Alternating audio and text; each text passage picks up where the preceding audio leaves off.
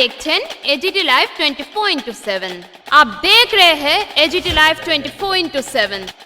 You are watching AGT Live 24/7.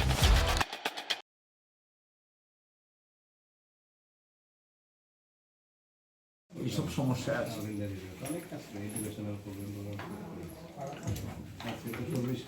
অধ্যাপক ছিলেন, মা হেডমিস্ট্রেস ছিলেন। ইন্দিরা ভট্টাচার্য খুব ব্রিলিয়েন্ট স্টুডেন্ট।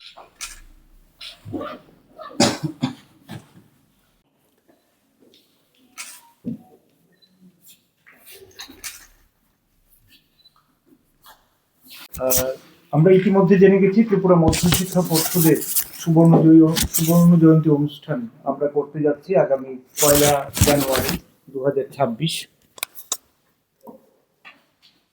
এবং এই অনুষ্ঠানটি হচ্ছে নজরুল কলাক্ষেত্রে সকাল 11টায় অনুষ্ঠান শুরু হবে এবং এই অনুষ্ঠানে প্রধান অতিথি হিসেবে থাকবেন মাননীয় রাজ্যের মুখ্যমন্ত্রী প্রফেসর ডক্টর মানিক সাহা মহোদয়।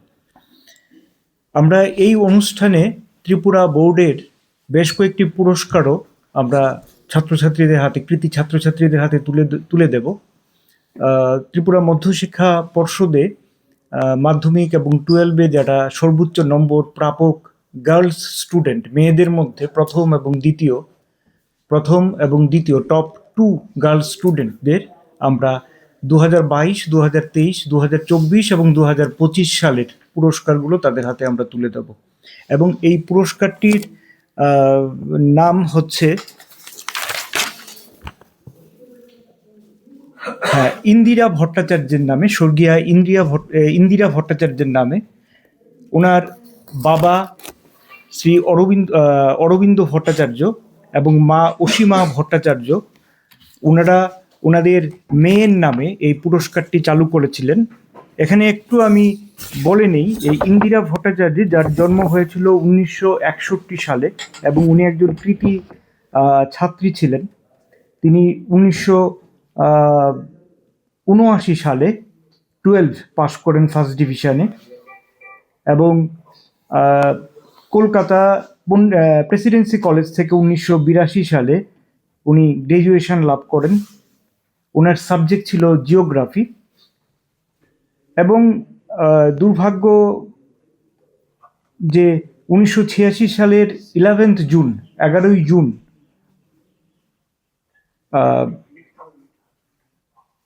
উনি মারা যান এবং উনার নামে ওনার বাবা প্রফেসর অরবিন্দ ভট্টাচার্য এবং মা অসীমা ভট্টাচার্য প্রধান শিক্ষিকা, উনি মা প্রধান শিক্ষিকা ছিলেন। ওনাদের একমাত্র মেয়ে ইন্দিরা ভট্টাচার্যের নামে এই ডোনেশন একটা করেছিলেন, 20 লাখ টাকার একটা ডোনেশন করেছিলেন এবং এই ক্ষেত্রে আমরা যারা ত্রিপুরা বোর্ডে মাধ্যমিক এবং 12-এ মেয়েদের মধ্যে সর্বোচ্চ মার্কস যারা পাবে তাদেরকে প্রথম 2 জনকে আমরা পুরস্কৃত করব। তো আমরা 2022 সাল থেকে আমাদের 22, 23, 24, 25 এই 4 বছরের পুরস্কার আমরা আগামী 1 তারিখ আমাদের সুবর্ণ জয়ন্তী অনুষ্ঠানে আমরা কৃতি ছাত্রীদের হাতে আমরা এই পুরস্কারটাও তুলে দেব। এটাও একটা অন্যতম অনুষ্ঠান।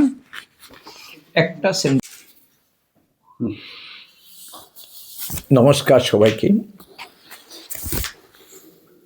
আমাদের ত্রিপুরা মধ্যশিক্ষা পর্ষদের 50 বছর পূর্ণ হবে কালকে, মানে 31শে ডিসেম্বর 2025। আর এই পর্ষদ যাত্রা শুরু করেছিল 1976 সালের 1 জানুয়ারি। কাজেই আমরা 1 জানুয়ারি 2026-এ সুবর্ণ জয়ন্তী বর্ষ পালন করব আগরতলা নেতাজি কলাক্ষেত্রে, সেখানে নজরুল কলাক্ষেত্রে। সেখানে আমাদের সম্মানিত মুখ্যমন্ত্রী প্রফেসর ডাক্তার মানিক শাহ উপস্থিত থাকবেন রামকৃষ্ণ মঠ এবং মিশনের স্বামী ভক্তি সুধানন্দ মহারাজ। উপস্থিত থাকবেন আমাদের শিক্ষা দপ্তরের সচিব রাবেল হেমেন্দ্র কুমার, শিক্ষা অধিকর্তা শ্রী NC শর্মা এবং আরও অনেকেই উপস্থিত থাকবেন আশা করি। তাদের আমরা বিনীতভাবে নিমন্ত্রণ করেছি।